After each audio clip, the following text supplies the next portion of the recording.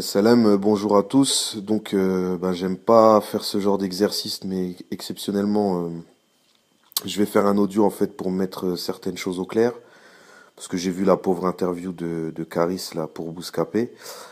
Je vous invite à la visionner pour comprendre cet audio. Après, moi, je n'y vois que contradiction, mensonge, vulgarité, lâcheté, et le tout teinté d'une attitude qui le trahit, quoi. On m'avait proposé des interviews en fait dans plusieurs sites pour expliquer ce que je disais dans le morceau Le sale boulot. Mais comme je pensais que tout était très clair, j'avais pas forcément voulu en rajouter puisque je me suis écarté en plus de ce milieu, j'avais pas forcément envie de parler de rap. Donc au vu des messages que je reçois ces derniers jours, je vois que la profondeur de mon propos n'a pas été assimilée par certains à sa juste valeur. Et je vois que les passions arrivent vite à se satisfaire de la démagogie vulgaire de ces idoles modernes. Alors j'ai pas forcément trop le temps, mais je vais quand même essayer d'expliquer dans les détails ma démarche pour vous démontrer que les propos et les actes de certains rappeurs comme Caris ne sont pas faits d'un quelconque hasard, et loin de là d'ailleurs. Donc je pense que Caris aurait dû continuer à faire le mort parce que ça va pas forcément être glorieux pour lui. Donc j'espère que ce sera ma dernière intervention sur le sujet parce que j'ai pas que ça à faire non plus et j'estimerai après cet audio avoir tout dit dans les grandes lignes, quoi. Donc en premier lieu, Caris, c'est à toi que je vais m'adresser. Je vais démonter tes pauvres arguments pour te prouver que malheureusement tu n'es pas plus intelligent que ce que tes textes laissent transparaître. Déjà, l'interview que tu as fait ressemble vraiment à une pauvre interview de complaisance, avec aucune répartie de la part du mec qui te pose les questions, mais qui quand même, je le reconnais, arrive à t'emmener où il veut. Alors je vais rebondir sur ce que t'as dit et je vais prouver aux auditeurs, Inch'Allah, que t'es un escroc, un menteur.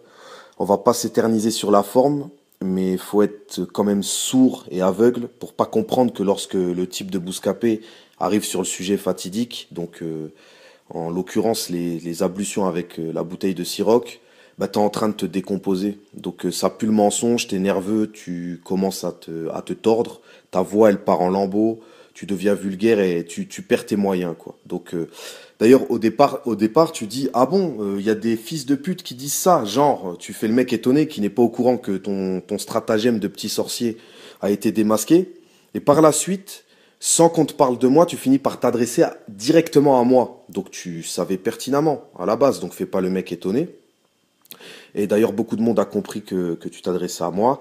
Il manque juste mon nom que tu as pris le soin de pas citer parce que tu as peur que les gamins qui t'écoutent, ils aillent tout simplement voir ce qui t'était reproché dans le morceau qui a été fait, quoi.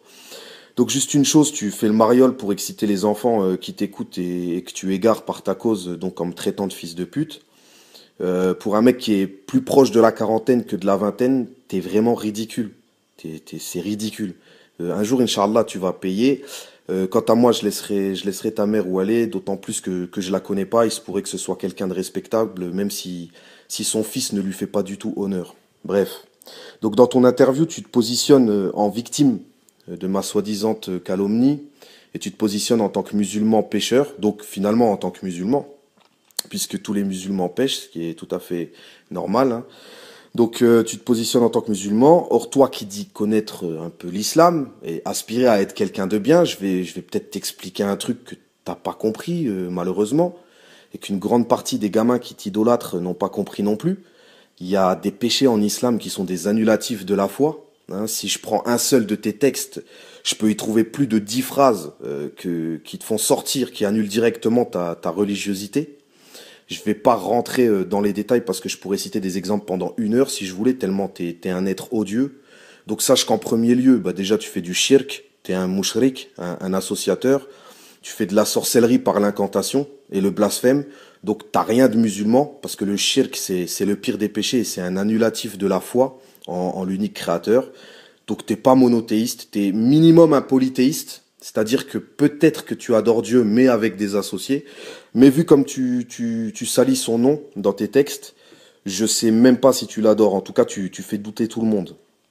Donc ça va choquer certains ignorants qui disent ouais, t'as pas le droit de juger les hommes, t'es qui pour juger, t'es pas Dieu, mais en fait je comprends pas en fait d'où ça vient ce délire, t'as pas le droit de juger les hommes. J'aimerais bien qu'on me sorte des preuves en fait, qu'on me ramène plein de preuves, hein, des sources religieuses qui me disent qu'on n'a pas le droit de juger, on n'a pas le droit de discerner de ce que les hommes font. En fait, c'est dans quel livre? Expliquez-moi, envoyez-moi des mails, des messages. Je veux bien le lire en tout cas, hein. Parce que c'est souvent malheureusement les petits qui traînent dans les chichas qui parlent comme ça. C'est bas en fait. Voilà. Alors j'ouvre une parenthèse à ce sujet et je vous le dis clairement, si on ne juge pas les actes, les attitudes et les paroles des gens, on est foutu. Le jugement, on l'applique toute la journée. Il s'appelle en d'autres termes, en fait, il est désigné par Allah en ce terme, c'est le discernement. On parle pas du jugement dernier, hein. Le discernement, c'est ce qui nous différencie des animaux, en fait. Si on n'a pas de discernement, on est pire que les animaux, parce que les animaux, encore, ils ont un instinct, ils sont guidés. Nous, on est guidés que si vraiment on fait en sorte d'être guidés, hein, si on le veut bien. Donc le bon discernement est d'ailleurs directement lié à la foi au cœur, et le cerveau va ensuite traduire ce que nos cœurs comprennent. Donc quelqu'un qui a des enfants et qui a un discernement non altéré, on va dire, jamais de la vie, il laissera son fils ou sa fille écouter du Caris ou du Booba, parce que le gamin, il risque sa vie sur le coup. Un jeune qui se cherche et qui est en pleine construction, il est très vulnérable et c'est une éponge, donc c'est dangereux pour lui. Donc si demain quelqu'un interdit à ses enfants ou à ses petits frères ce genre de musique, il a émis un jugement, il a jugé que Caris et Booba sont des dangers pour l'âme ou pour le cœur ou pour la vie de son enfant. Mais dans le fond, il a surtout jugé que ces gens, en fait, ce ne sont pas des gens bien. Donc à aucun moment, il voudrait, par exemple, que sa fille se marie avec un Caris ou un Booba. Voilà. Donc il les a jugés, clairement. D'accord? Il a émis un jugement. C'est ce que je fais logiquement, normalement, comme tout être humain. Et c'est mon devoir de musulman. Et je dirais même de citoyen pour sortir du cadre religieux. C'est mon devoir d'alerter du danger que représentent ces énergumènes. Et je sais ce qu'il en coûte de casser des statues, des idoles, parce que ça brise des rêves, ça brise des passions, donc ça fait réagir de manière virulente certaines personnes. Mais si je sais une chose, de toute façon, voilà, je dois la transmettre, donc je le fais. Alors pour ceux qui ont suivi Caris dans son raisonnement démago, qui disait ouais mais celui-là qui ferme sa bouche, il a fait du rap, c'est haram, dans le rap tu peux pas faire du bien, etc. Enfin en gros le rap c'est que du divertissement pour les abrutis. Je vais lui dire que c'est n'importe quoi parce que dans le rap j'ai quand même déjà entendu de très bons textes avec des choses bien qui étaient dites. En général ceux qui parlent comme ça, c'est ceux qui ont envie de protéger leur gâteau en fait et ils veulent pas que des gens qui effectivement pas des moralisateurs mais qui ramènent un peu de morale leur cassent le business tout simplement, voilà, et ils veulent pas qu'on dévoile son stratagème. Puis c'est pas parce qu'il y a un fond musical que tu peux pas dire quelque chose de bien sur ce fond musical. J'ai fait du rap et je l'assume totalement. J'ai d'ailleurs arrêté il y a 1 an et demi parce que je savais pertinemment que la musique était toxique pour l'âme et pour l'évolution de la foi tout simplement. Déjà quand je faisais du rap, j'ai toujours utilisé le rap comme un média, comme un journal de contre-propagande face aux gens injustes qui nous dirigent ou face aux gens comme Caris qui servent les racailles qui nous dirigent. J'ai jamais voulu être dans la fantaisie musicale. Le morceau Sale Boulot, je l'ai fait pour aller chercher un maximum de gens qui pourraient se remettre en question. Et si je l'ai fait en rap, c'est parce que c'est destiné aux auditeurs rap. C'est pas destiné aux gens qui sont bien dans leur dîne et qui n'écoutent pas de musique. Ça n'aurait pas de sens. Je vais chercher les gens qui écoutent du rap là où ils sont. Si tu me demandes de venir te chercher au cinéma, je vais pas t'attendre devant la piscine. Bref. Pour en revenir au morceau, je l'assume à 2000%. Il n'y a aucun problème et je suis fier de l'avoir fait. Et c'est même le morceau le plus important que j'ai fait. Et je sais pertinemment que d'une autre manière, ça n'aurait pas eu cet impact-là de toute façon. Je vois quand même les retombées chaque jour par les messages que je reçois. Ça a réveillé des gens, alhamdoulilah. Et je vois que ça a mis en panique le business de certains. Et même si ça n'avait réveillé qu'une seule personne, bah c'était déjà quelque chose de très bien. Et je me prends pas pour un messie comme certains disent. Loin de là. Je suis quelqu'un de très discret. J'aime pas me montrer, mais on a tous un rôle en société. Et les oisifs et les je m'en foutistes auront forcément des comptes à rendre sur leur silence face à l'expansion de tout ce mal, car c'est en grande partie de leur faute si le mal prend de l'ampleur. C'est voilà, il faut savoir se désavouer et réprouver le mauvais, et c'est une obligation normalement. Donc ça, c'était une parenthèse. Venons-en au fait maintenant, pour que les gens comprennent ce que Caris et Booba et d'autres font. Alors déjà, pour poser les bases, ta musique, la vente de tes disques, etc., je m'en fous, Caris. Tu peux vendre des millions, ça c'est pas mon problème. Il y a des gens dans la musique, même hors rap, hein, qui vendent 10 000 fois plus que toi. Et d'ailleurs, eux, ils me dérangent pas plus parce qu'ils ne mêlent pas la religion à la saleté, tout simplement. Et leurs propos ne sont pas forcément je dis bien pas forcément dépravant, quelqu'un qui parle de Dieu respectueusement dans ses textes ne me dérangera pas. Mais faire des amalgames et des blasphèmes comme tu le fais, ça par contre ça me dérange. Et ça ne dérange pas que moi, ça dérange beaucoup de monde, musulmans et pas musulmans, ça dérange les gens de valeur. Et crois-moi, je connais beaucoup de gens qui te vomissent. Donc tu as tout à fait ta place sur Skyrock, la radio de Pierre Bélanger, le sataniste pédophile. Donc tes textes n'ont bien évidemment pas d'influence sur moi parce que je sais où je vais, mais pour les petits que tu égares par ta cause, parce que en plus, sans vergogne, t'en es conscient, dans l'interview de Bouscapé, t'es ridicule, tu te places en victime de ma soi-disant calomnie, alors que en fait t'es pas une victime, t'es un prédateur. Tu te places en victime pour qu'on te prenne finalement pour un cancre, et qu'on te laisse tranquille, mais tu te grilles, tu dis en gros, je sais que je fais n'importe quoi, et entre parenthèses, donc c'est ce que les gens aiment, donc ça paye, quoi. Laissez-moi tranquille, je prends mon bif, et après je me casse de ce milieu. Mais en fait, c'est quoi cette façon de penser, là? Mais t'es qu'un gros lâche, en fait. T'as pété un plomb, t'es devenu fou. Donc je vais toujours te parler en tant que croyant, puisque tu te positionnes en tant que tel. Tu crois feinter qui, alors? Tu crois que tu feintes qui? Dieu? Tu le feintes? Tu crois que tu vas blasphémer et égarer des dizaines de milliers d'enfants et que tu vas te repentir facilement comme ça d'un jour à l'autre en claquant des doigts. T'es vraiment naïf ou hypocrite, je sais pas. J'ai travaillé beaucoup en foyer, j'ai bossé dans des CEF, des foyers de l'aide sociale à l'enfance, etc. Et les résultats de ta propagande d'Iblis, là, moi je la vois tous les jours, les ados, je les côtoie tous les jours, et t'es loin de t'imaginer le nombre d'enfants qui bloquent sur vos raps, à toi et à Booba en particulier en ce moment, et qui croient que ce que vous dites est vrai, et qui posent des actes très graves en société pour finir à la fin en prison, ou en foyer PJJ, ou en hôpital psychiatrique. Et quand les parents sont défaillants, très souvent, c'est les rappeurs qui remplacent les parents le soir quand les gamins ils sont tout seuls dans leur chambre. Hein, ils apprennent les textes par cœur et parfois ils mettent en pratique le discours. Donc j'y viens. Je vais expliquer à ceux qui veulent bien l'entendre maintenant ce que fait en fait sciemment Caris. Je vais demander aux auditeurs un petit peu de concentration parce que ça va être un petit peu technique. Mais bon, en gros, dans le monde, il y a un combat logique entre le bien et le mal. Donc les serviteurs de Dieu d'un côté et le diable et les serviteurs et ses serviteurs de l'autre côté. Et entre tout ça, il y a des gens qui ne comprennent pas cette dualité ou qui n'ont pas cette vision-là. Dans les entités qui servent Dieu, il y a des anges, il y a des djinns, il y a des hommes adorateurs. Certains sont discrets. Il y en a qui sont engagés, il y en a qui sont des suiveurs, d'autres qui sont des leaders, certains prient plus que d'autres, etc., d'autres moins, mais bon. Et de l'autre côté, c'est pareil pour Iblis. Donc pour Satan, il y a des démons, il y a des djinns mécréants, il y a des hommes suiveurs, il y a des leaders aussi, des adorateurs, des activistes, etc. Et il y a des gens qui prêtent allégeance, comme on le dit, qui ont vendu leur âme au diable. Ceux-là s'inscrivent en tant que généraux chez Iblis, en fait, directement. Ils ont une place un petit peu plus importante. Et je vous le dis, d'ailleurs de sources sûres, parce que j'ai aussi mes sources, c'est-à-dire que au-delà de l'analyse que je peux faire de Booba ou de Caris ou d'autres, hein, voilà, j'ai pas envie de parler de tout le monde parce qu'après ça fait tout de suite le gars qui fait de la médisance sur tout le monde, mais pourtant voilà, c'est une réalité. Faut savoir que Booba et Caris sont des sorciers, ils font de la sorcellerie, fréquentent des marabouts. Booba s'en cache pas d'ailleurs dans ses textes, ni même dans ses interviews, hein, quand il parle de ses gris-gris, qui portent des griffes de rhinocéros ou je sais pas quoi, dans sa poche, ou quand il parle de son maître Yoda. Alors pour ceux qui n'ont pas compris, son maître Yoda, c'est un shaitan qui lui est attitré. D'accord, c'est ce qu'ils appellent des protecteurs en fait lorsqu'ils vont voir des marabouts et ce shaitan-là, il lui porte conseil en réalité. Voilà, d'où la symbolique future. Donc c'est la référence à la voyance qui utilise des djinns mécréants et des shayatines pour essayer de récupérer des infos entre guillemets dans le futur. Donc c'est de la sorcellerie et lui il se targue d'être dans le futur et de savoir avant les autres ce qui va plaire, ce qui va faire le buzz, etc. Donc Caris, pareil, dans un morceau il se fait appeler Houdini.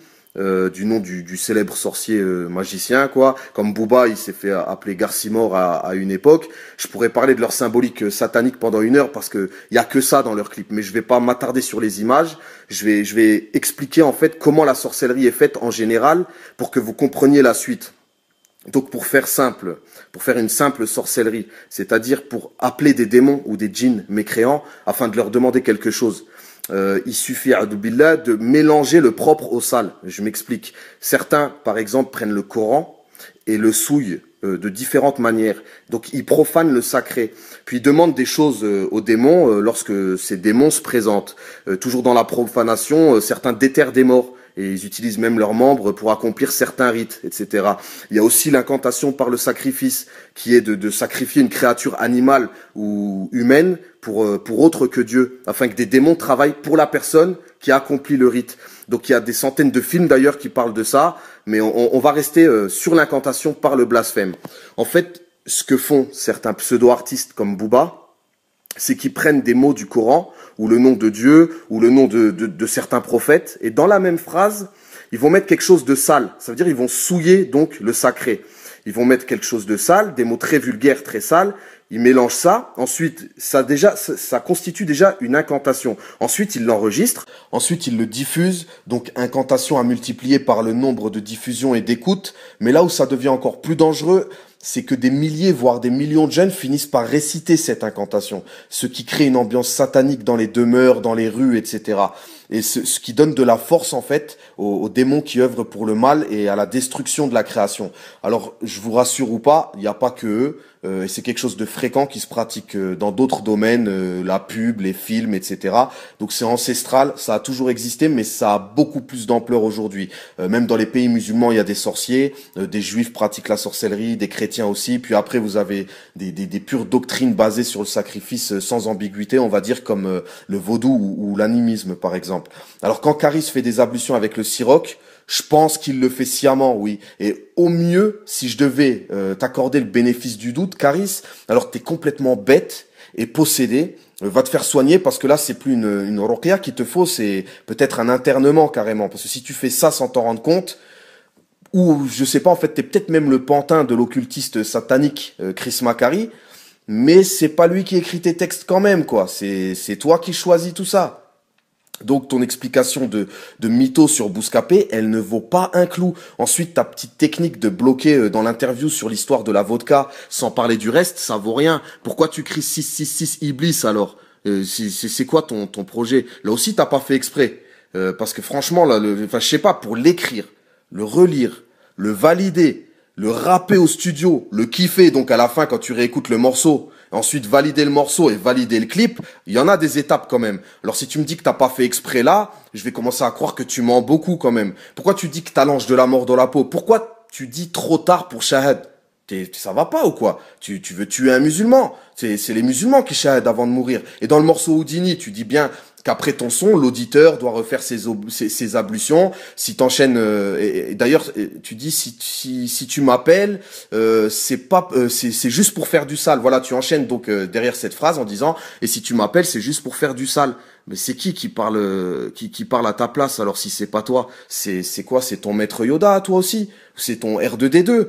On comprend plus là. Je vais pas écouter tous tes morceaux parce que déjà ça fait mal à la tête.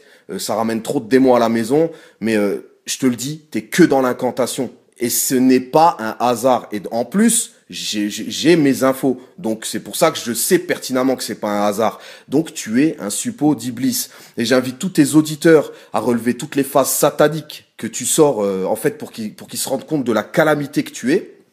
En plus, tu suis Booba, donc dans le trou comme son petit disciple. T'es tout heureux qu'il t'offre un os à ronger en échange de tes services pour Iblis.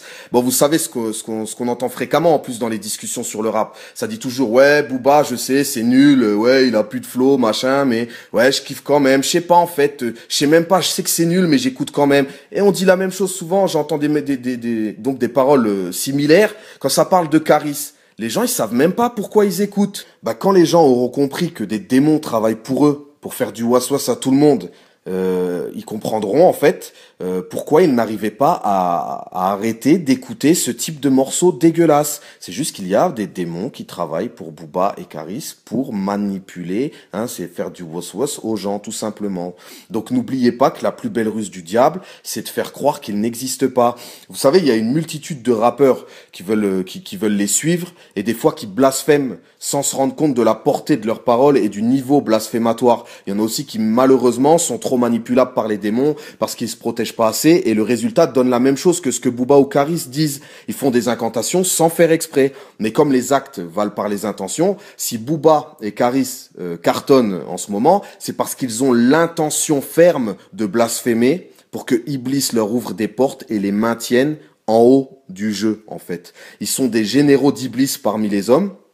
Donc des chefs de file, des vrais satanistes dans le rap français, il y en a pas énormément. Et les rappeurs égarés qui blasphèment, je leur souhaite inchallah de revenir vers le vrai et de se rendre compte de leurs erreurs. Tout le monde en fait, donc voilà quoi. Mais ceux qui blasphèment sciemment et surtout qui salissent la religion en faisant croire qu'on peut être musulman et qu'on peut vendre du crack et traîner dans les bars à hôtesse en faisant une propagande, je continuerai à faire des invocations pour qu'Allah les fasse trembler et que la terre se dérobe sous leurs pieds, inchallah. Et j'invite tous les frères et sœurs à en faire de même, car Iblis est un ennemi déclaré pour l'humain. Voilà, on peut faire tomber tout ça juste avec des invocations en réalité. Comme j'ai dit précédemment, si tu t'en fiches après de ce que je raconte, c'est que ça ne t'est pas destiné. Et puis il faut être ouvert à tout ça pour vraiment comprendre ce que je suis en train de dire. Puis j'ai pas tout dit à leur sujet, j'en ai gardé sous le pied, mais je pense avoir dit l'essentiel, pardon.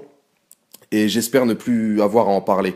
On sortira pas tout le monde de l'erreur, on n'arrêtera pas la fin du monde quoi qu'il en soit, mais l'essentiel c'est de faire les sababs nécessaires, de pas cautionner le satanisme et de le combattre si on en a les moyens. Le oisif sera jugé pour sa oisiveté, le lâche il sera jugé pour sa lâcheté. Donc pour tous les bouddhistes là qui jouent les hommes de paix et qui disent qu'on a le droit de juger personne, je finirai sur ça. Oui, je juge Karis, oui, je juge Booba, ce sont des gros satanistes qui vous arnaquent et qui méritent que tout le mal qu'ils ont fait se retourne, Inch'Allah, contre eux. Je le souhaite de tout cœur pour le bien de l'humanité et pour tous les enfants et ados qu'ils ont égarés en leur prêchant débauche. Et s'ils arrivent à faire repentance de tout ce mal, bah, ce sera encore mieux, surtout pour eux, mais je pense que la route va être très très longue. Bref, j'ai dit à peu près tout ce que je voulais dire. J'ai rien contre les rappeurs en particulier, hein. Faut pas le prendre mal pour certains. Ceux qui font du mal sciemment, voilà. C'est à eux que je m'adresse. Et les autres, je leur souhaite d'être justes et de s'améliorer comme je me le souhaite à moi-même, Inch'Allah. J'espère que c'est la dernière fois que j'aurai à intervenir sur ce sujet et sur le rap, car j'ai plus envie d'en parler, tout simplement. Moi, je suis autre part et voilà. J'ai synthétisé comme j'ai pu. Merci de m'avoir écouté jusqu'au bout et à plus. Allez, salam.